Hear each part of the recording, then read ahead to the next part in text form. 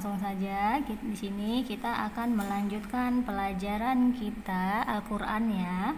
Pelajaran kita pada minggu lalu yaitu di halaman 30. Hari ini kita akan membahas surah Al-Ikhlas. Ini yang ketiga ya nak. Kemarin yang pertama adalah surah An-Nas, yang kedua surah Al-Falaq, dan yang ketiga adalah surah Al-Ikhlas. Baik, langsung saja. Di sini ibu akan bantu anak-anak ibu untuk membaca materi pelajaran kita yang bertuliskan Arab Melayu ini. Al-Ikhlas artinya memurnikan keesaan Allah. Surah Al-Ikhlas adalah surah ke-112 di dalam Al-Qur'an. Surah Al-Ikhlas ini terdiri dari 4 ayat dan tergolong surah Makkiyah. Nah, kenapa dia disebut dengan surah Makkiyah? Karena surah Al-Ikhlas diturunkan di kota Makkah. Jika dia tergolong kepada surah Madaniyah, berarti surah tersebut diturunkan di kota Madinah ya nak. Nah, kita lanjut.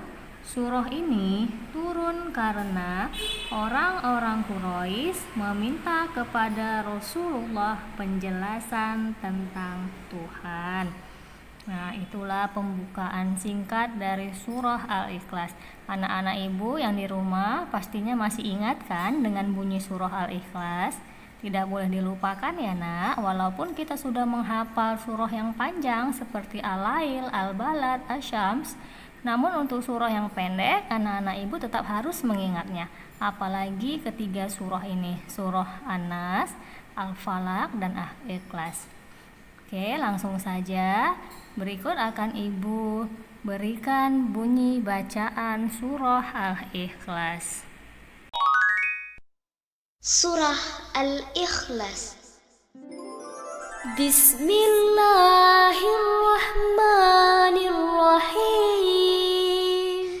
Dengan menyebut nama Allah yang Maha Pemurah lagi Maha Penyayang. Qul huwallahu ahad. Katakanlah, dialah Allah yang Maha Esa. Allahus Samad. Allah adalah Tuhan yang bergantung kepadanya segala sesuatu. Lam yalid wa lam yulad. Dia tiada beranak dan tiada pula diperanakan. Wa lam yakul lahu kufuwan ahad. Dan tidak ada seorang pun yang setara dengan dia.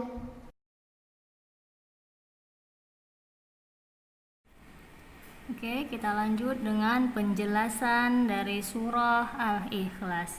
Surah ini menjelaskan tentang keesaan Allah Subhanahu wa Ta'ala, bahwa Allah itu Maha Esa.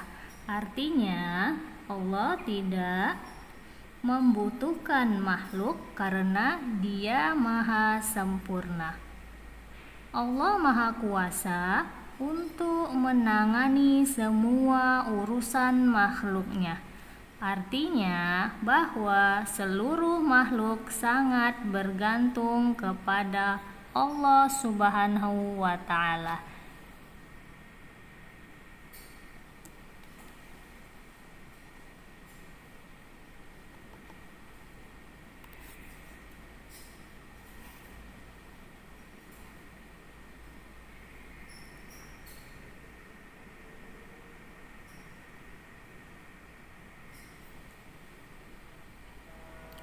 Allah Subhanahu wa Ta'ala juga tidak memiliki anak karena Dia adalah Zat yang maha mulia dan maha agung. Tidak ada yang serupa dengannya. Dia juga tidak dilahirkan karena tidak ada yang serupa dengannya, dan Allah tidak memerlukan seseorang dari makhluknya. Jadi, dalam surah ini kita diperintahkan untuk menyembah Allah semata dan tidak menyekutukannya. Menyekutukan itu berarti menduakannya ya nak. Beribadah kepadanya tanpa dicampuri niat lain.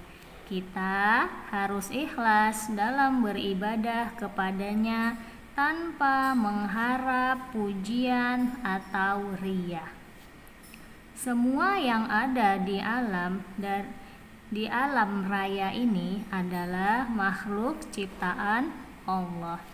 Sebagai makhluk yang lemah, maka kita hendaknya senantiasa memohon kepada Allah dan beribadah kepadanya selalu serta menjauhi dari perbuatan syirik seperti mendatangi tukang sihir dan dukun. Nah, itulah tadi penjelasan singkat mengenai surah Al-Ikhlas. Kita lanjut ya nak. Di sini ada hikmah dari surah Al-Ikhlas. Yang pertama, kita disuruh agar menyembah Allah semata karena Dia yang telah menciptakan kita. Yang kedua, hendaklah kita memohon segala sesuatu kepada Allah semata. Kita lanjut yang ketiga, ini yang terakhir. Orang yang suka membaca surah Al-Ikhlas, maka Allah akan mengabulkan doanya. Wah, banyak sekali ya manfaat dari surah Al-Ikhlas ini. Walaupun ayatnya pendek, namun manfaatnya sangat besar. Nah, cukup sekian saja pembelajaran kita hari ini. Mudah-mudahan mudah untuk dipahami. Ingat anak-anak ibu tetap dibaca ketiga surah ini ya, surah An-Nas, Al-Falaq dan Al-Ikhlas, apalagi sebelum tidur. Oke, sampai di sini saja pelajaran kita hari ini.